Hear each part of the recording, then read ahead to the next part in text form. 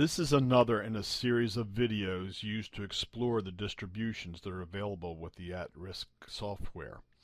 And in this video, we're going to be looking at the beta distributions. I'm going to begin, if you take a look, the beta distribution is for continuous random variables, and highlighted in our palette is the actual beta distribution, and that's where we'll begin. The first thing you need to know about the beta distribution is it's for a continuous random variable. Second, it is for a random variable that is restricted to a very defined segment of the number line. The traditional beta distribution, the one you're looking at now, is defined over the space from 0 to 1.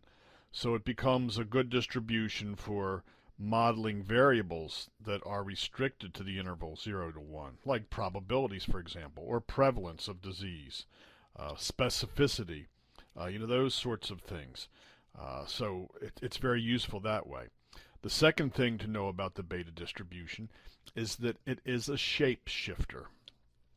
So I'm going to change the parameters. The parameters alpha 1 and alpha 2 have no real intuitive interpretation unless you look at the math. But you can see alpha 1 is a shape shifter. It must be greater than 0. And alpha 2 is called a shape parameter that must be greater than 0. But what we're going to do with these is we're going to play with them. So right now we have alpha 1 equal to 2, and if I make alpha 1 a 1 and alpha 2 remains a 2, you see a triangular distribution.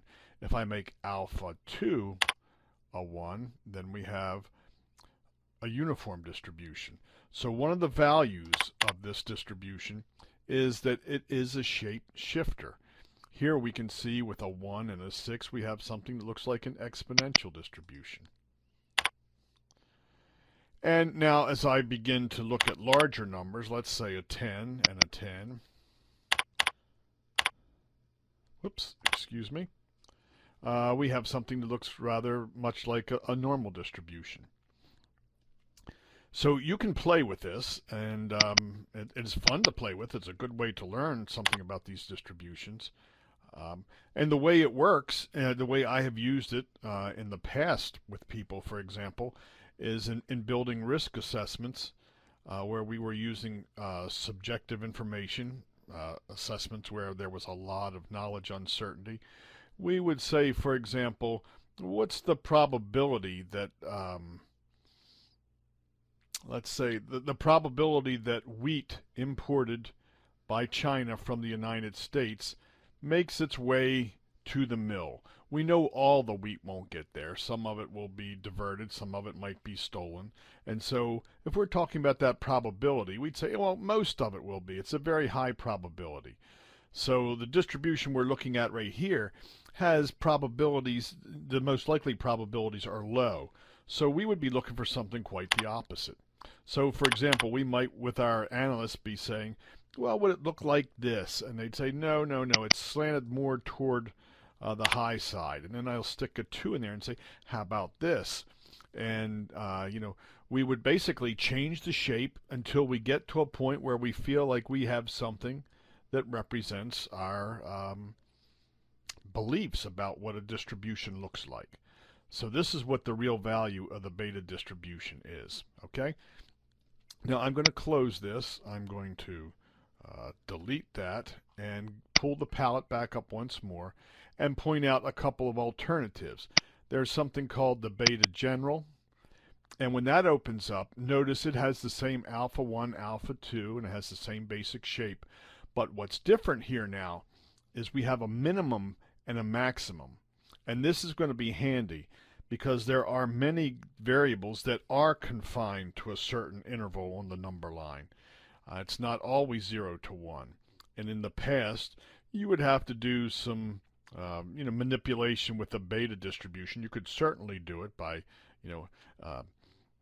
adding and subtracting numbers to the beta distribution. You could rescale it to any number line interval, but the beta general does it for you. So here we're saying this is a value that lies between, let's say, I have a value that lies between 0 and 45. So now you take a look at the horizontal line, you'll see my beta distribution is now spread over there. And if you recall what we were doing before, let me just change this one parameter to a 1 here just to make the point that all the shapes that we looked at before could be obtained by changing the parameters. But this time, instead of defining the distribution over the 0, 1 interval, it's defined over any interval that you might like. So let me close this now, and we'll explore just one other distribution, and that's going to be the beta subjective. The beta subjective, this is different still. This is defined over an interval. Look at the minimum, -10, and the maximum is 10. But instead of using alpha 1 and alpha 2, if you knew the interval range for your data and you knew the mode, the most likely value is the mode. If that was 6, you could enter in the mode, and then you enter in a mean for the data, and you would get a resulting beta distribution as you're seeing here. It's a bit awkward, a bit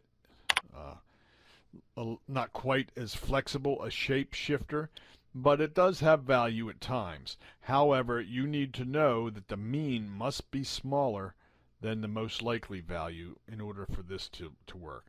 I'd say this is a distribution you probably want to stay away from unless you know why you want to use it. And that'll conclude our discussion of the beta distribution.